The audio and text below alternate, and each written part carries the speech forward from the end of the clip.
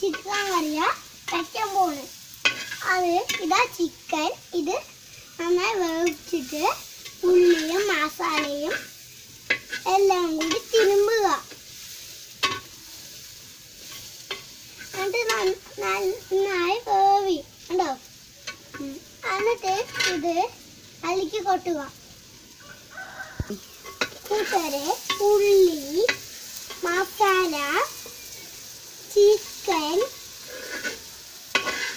പിന്നെ മുളക് പൊടി, മല്ലിപ്പൊടി, ഉപ്പ്, ഇഞ്ചി,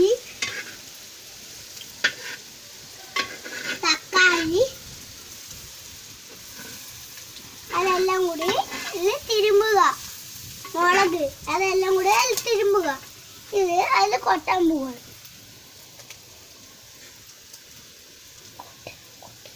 ഇവിടെ ഇഞ്ചി ഞങ്ങള് വീട്ടിൽ കൃഷി ചെയ്തിട്ട് ഞങ്ങൾ വലിക്കുന്നത്.